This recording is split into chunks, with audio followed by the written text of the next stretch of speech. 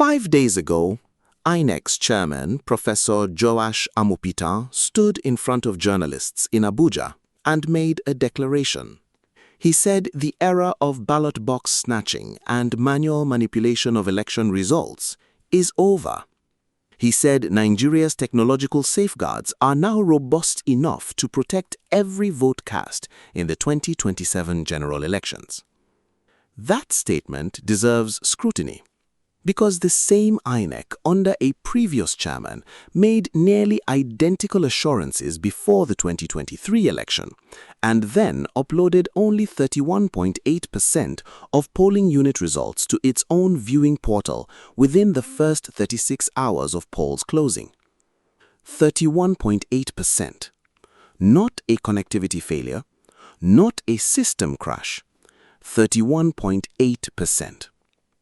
And in Lagos, Rivers, Kogi, and several northern states, the figures announced at collation centers differed materially from what the BVAS devices had recorded at the polling units. The Supreme Court, when 1,200 petitions reached it, ruled that the IReV portal was merely a public viewing tool and carried no legal force. That ruling did not end the rigging debate. It relocated it to the National Assembly, where the fight became arguably the most politically charged legislative battle of 2026. The question this video answers is not whether Nigeria has election technology. It does. The question is whether the law that was signed in February 18, 2026, the Electoral Act 2026, has actually closed the gap between having the technology and using it in a way that makes result manipulation legally impossible. The answer is more complicated than either side wants to admit. Before we examine what the 2026 law changed, we need to be precise about what the 2023 election actually revealed, because the public debate has collapsed a complex failure into a single simplified narrative. During the 2023 presidential election, INEC uploaded only 31.8% of polling unit results to its result viewing portal within 36 hours of polls closing, while collation centers in Lagos, Rivers, Kogi, and several northern states announced figures that differed materially from what the BVAS devices had recorded at the units. That discrepancy is the core of the 2023 problem. Not ballot box snatching, though that happened, not voter intimidation, though that happened too. The critical vulnerability was the gap between what was recorded at the polling unit and what was declared at the collation center. Real-time transmission matters because it anchors each polling unit result to a time-stamped digital record before figures pass through the most vulnerable stage of the process: manual collation across multiple levels.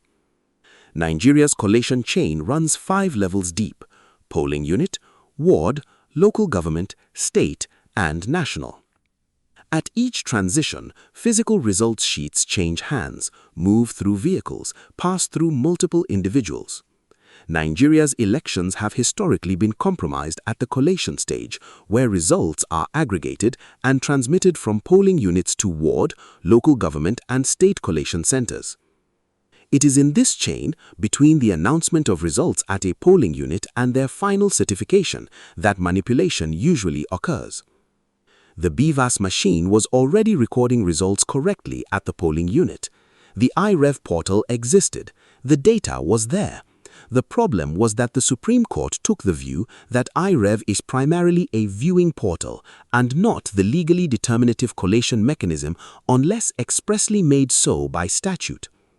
That distinction between a portal the public can see and a portal that courts must treat as legally determinative is the distinction the 2026 Act was supposed to close.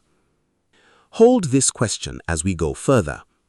The Electoral Act 2026 was signed into law in February.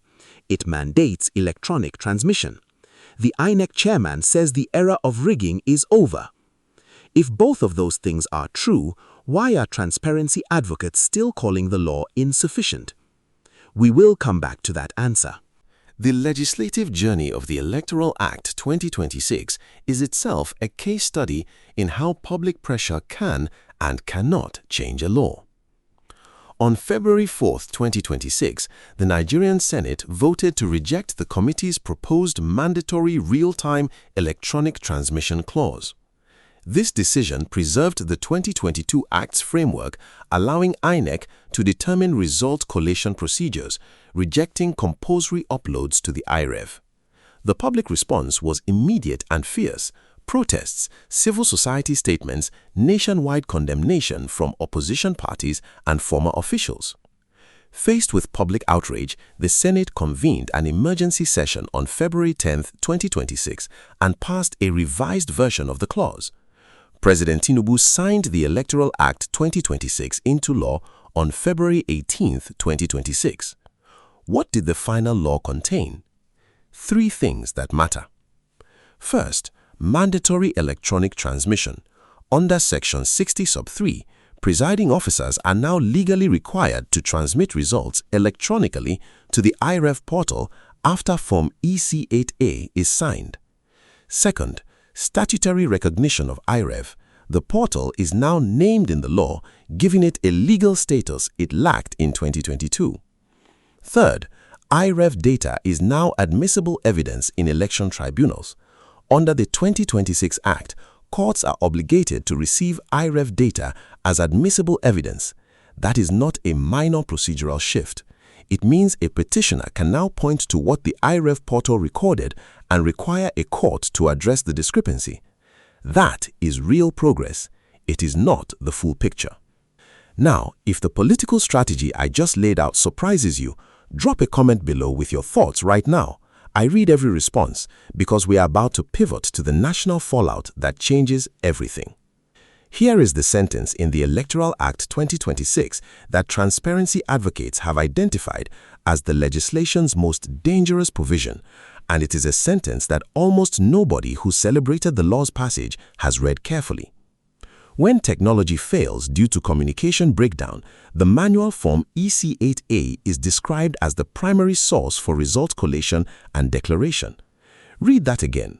When technology fails, intentionally or otherwise, the paper form wins. The paper form that historically has been the instrument of manipulation. The paper form that travels through 5 collation levels in vehicles and human hands. The paper form that the Supreme Court has historically treated as the gold standard of electoral evidence. This hierarchy contradicts the entire purpose of electronic transmission. Consider a scenario where electronic results from IReV show one outcome, but a presiding officer arrives at a collation center with a manual form EC8A showing different numbers and claims communication failure prevented upload. Under the Electoral Act 2026, the collation officer must receive that paper form. The Act provides no procedural framework for verifying whether the claimed communication failure was genuine. There is no independent audit mechanism. There is no defined time frame within which a contested claim must be resolved, and there is no consequence in the law for a false communication failure claim that is never disproven. Without real-time public verification, overvoting and result alteration, already rampant, can thrive in opaque collation centers. Harsher penalties in the past bill, like 500,000 naira fines for non-compliance, fall short without technological enforcement, offering little deterrence. The original committee proposal contained 3 elements that would have prevented this loophole: mandatory electronic transmission, explicit statutory recognition of IReV, and a requirement that transmission happen in real time while polling agents and observers were still present at the polling unit. That third element, real-time upload while witnesses were present, was the one that mattered most. It is the one that was removed. The phrase "in real time" would have closed the window in which results could be altered between a polling unit and a collation center. Under this proposal, presiding officers would have no choice whether to use electronic transmission. They would be legally required to upload results immediately after counting and signing forms. Without "in real time", the law requires upload but not immediately. It requires electronic transmission but allows a paper fallback that the law elevates as primary. Technology alone means nothing without an informed electorate. The INEC chairman said that himself. But technology also means nothing without a legal framework that removes the discretion to override it. Now, if the political strategy I just laid out surprises you, drop a comment below with your thoughts right now. I read every response because we are about to pivot to the national fallout that changes everything. The strongest argument for the Electoral Act 2026 as it was signed, and it deserves to be stated fairly. Nigeria has 176,000 polling units. A significant percentage of them are in communities where mobile network coverage is unreliable, intermittent, or absent. Senate President Akpabio argued that the manual fallback ensures no votes are lost in areas with poor telecommunications infrastructure. A law that mandates real-time upload in a community with no network signal does not protect those votes. It potentially voids them or triggers a legal dispute that delays declaration for that constituency indefinitely. The fallback mechanism in this reading is not a loophole, it is a practical accommodation for Nigerian infrastructure realities. And the law's critics sometimes understate what has actually changed. IReV data is now legally admissible in court. That alone is a meaningful shift. The 2026 Act gives IReV legal status it lacked in 2022, and tribunals in 2027 are obligated to receive IReV data as admissible evidence and engage with it. Petitioners now have a statutory instrument they did not have before. Now, the counter-argument, and it is decisive. Critics argue the connectivity defense is a red herring, since smart card readers succeeded in 93% of 2019 polling units despite similar infrastructure challenges. If the technology worked to accredit voters in 93% of units in 2019, the same network that transmits accreditation data can transmit result uploads. The connectivity argument proves too much. It would also justify abandoning biometric accreditation, which nobody proposes. More critically, the fallback mechanism creates an incentive structure. A presiding officer who wishes to alter results does not need to bring a weapon to a polling unit. They only need to claim a communication failure. Under the Electoral Act 2026, that claim, if made, hands them the primary legal instrument, the paper form. The absence of any verification framework or accountability mechanism for false communication failure claims means the law has created a legal pathway to achieve through procedure what ballot box snatching achieved through violence. I asked you earlier why transparency advocates are still calling the law insufficient, even though it mandates electronic transmission and INEC's chairman declares the era of rigging is over. That is the answer. The law mandates the technology, it does not mandate the timing. And the timing, real-time upload while witnesses are present, is the only provision that closes the gap in which results have historically been changed. 3 specific things must happen before January 16, 2027 for the Electoral Act 2026 to function as its supporters claim.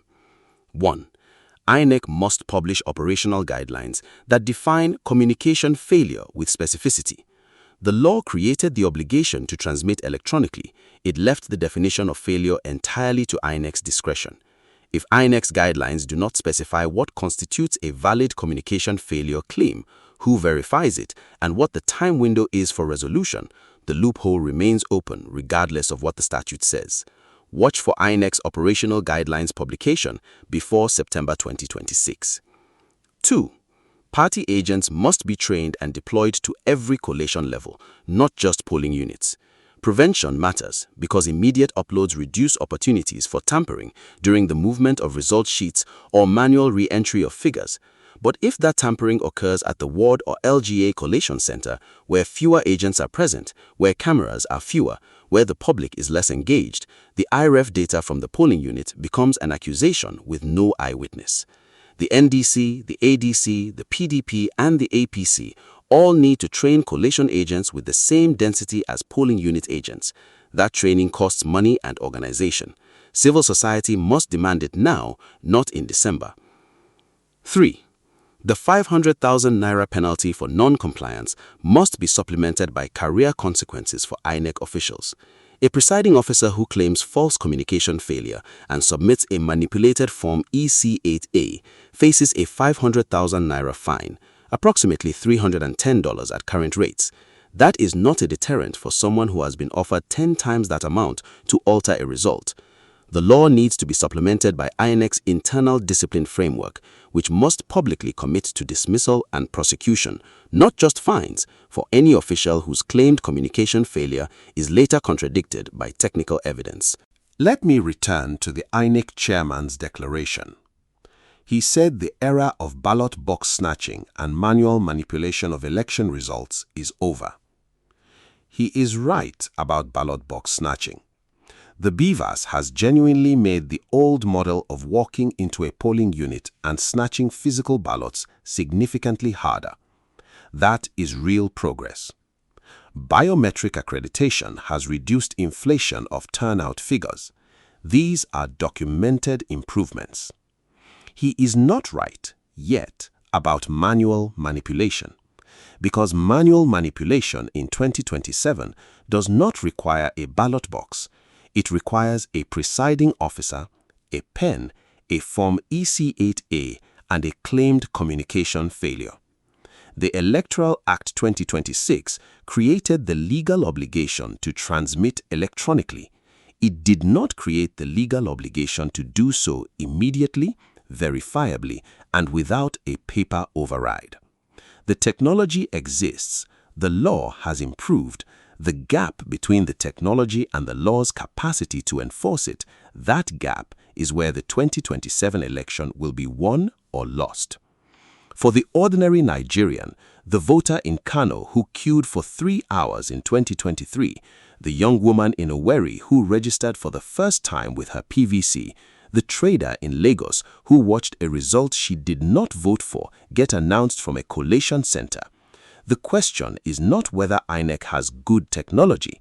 The question is whether the law protects her vote all the way from the polling unit to the final declaration. As of July 2026, not fully, not yet. There is still time to close the gap. Watch whether INEC does. We are building the most politically informed community for Nigerians at home and across the diaspora. If this analysis gave you absolute clarity, share it with one person who needs to see it.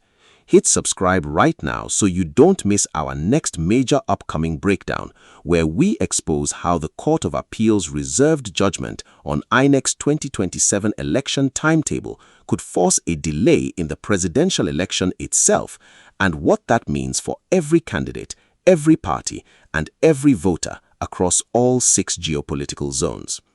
Like the video,